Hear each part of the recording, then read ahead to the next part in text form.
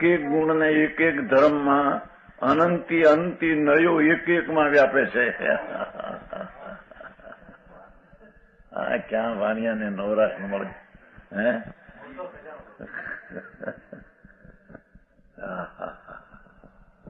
એવું જ ભગવાન આત્મા અનંત અનંત અનંત અનંત ગુણો કોઈ પાર નહીં. એવા અનંત ગુણોનો પાર નહીં. એનો એક એક ગુણમાં અનંત અનંત ગુણનું રૂપ. એવા અનંત અનંત ગુણનો પાર નહીં એવો પ્રભુ. એ તો શુદ્ધ આનંદનો નાથ સચ્ચિદાનંદ પ્રભુ છે.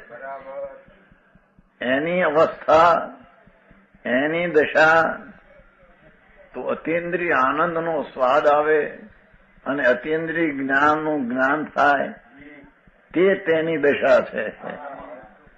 હા હા હા.